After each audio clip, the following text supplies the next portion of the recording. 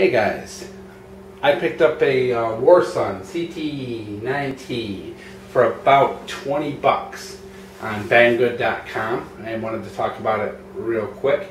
A little bit of a disappointing flashlight, to be honest, and we're going to go over that. Normally I like to go over the numbers, the lumens, modes, all that jazz, but we're going to skip it because I really kind of think a lot of the numbers are highly exaggerated, so I'm just going to kind of give you my guesstimates just based on my own eyes.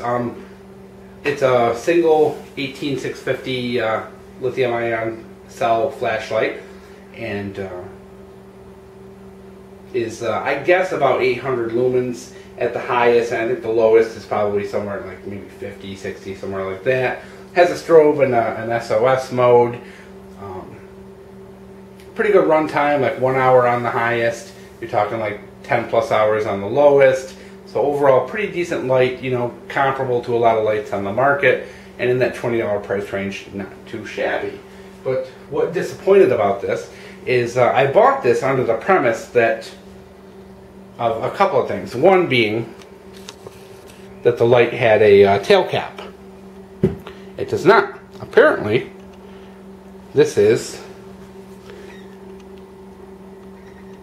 2016 new.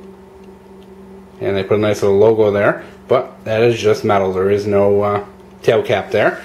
And second is it also advertises as having a memory mode, which I thought something like this would be a great flashlight to keep in the car. Those 18650s have really good, they store really well at low temperatures, so I thought it would be great for the car. Having, you know, the strobe in case, you know, I needed it for a defensive situation, but having a really bright light, and also something I could put on low for a really long run time. So I thought it'd be a great car light, and it looked pretty tough, and it has really good reviews about it.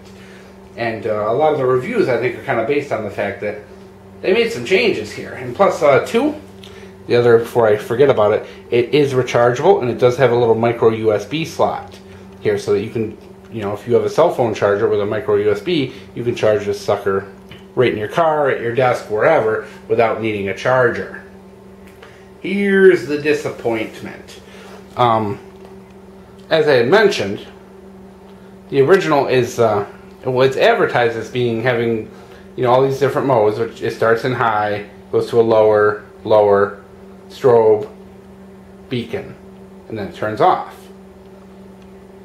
Now, the original basically says that you turn on the tail and then switch between these, and then you like double click for a turbo mode, and that it has memory. Number one, there is no memory. You always start on high and you always go back.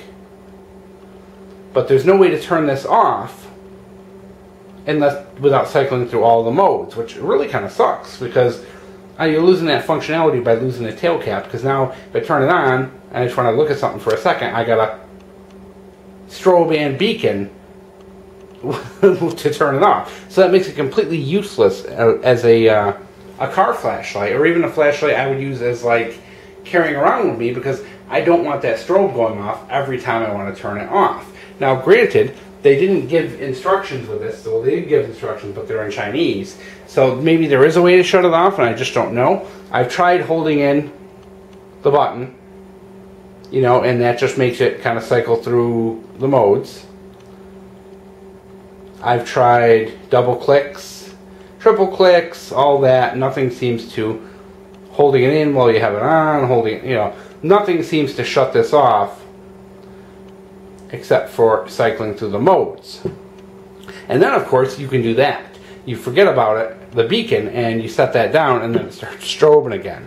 So it's a mega disappointment that it works like that and it operates like that. They had a really good system before with the tail cap and the side button where you could turn it on and off and then just cycle through the modes. Why they would get rid of that is beyond me. I mean, it's just silly. I mean, this thing's almost effectively useless, because I mean, I might bring it camping or hunting or something like that, but even then, you know, do I really want to strobe out in the woods every time I want to shut this off?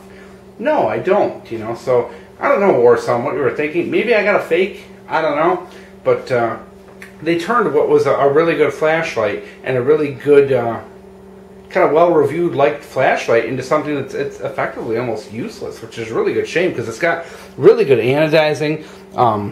The The recharger seems to work great. I ran it and just kind of tested it real quick, and it seems to work great. And everything seems to be good about this. It's really high quality built. The aluminum feel good. The threads are real good. The threads are anodized. Everything seems fantastic about it. It's got really nice throw. Everything just seems really good quality. But when they changed the functionality of it, they really screwed it up, to be honest. I mean, it's not how I want to have a flashlight like this, and I'm luckily I only paid 20 bucks for it. You know, I'm not going to return it over that, but I can definitely, you know, see. I mean, it's real easy to get disappointed by something like this when you expect one thing and get another. And do I want to go through all the hassle of shipping it back to China? You know, no, because it probably cost me 10, 12 bucks to even ship it. So of course I'm going to keep it, but I guess it's a lesson learned that when it comes to buying overseas, that, you know, when the 2016 new comes out, that there may be changes that you just may not be able to see on the website, so they may not advertise readily. So I guess it's a lesson learned, and I'm still going to use it. It's just, you know, like I said, a little disappointing.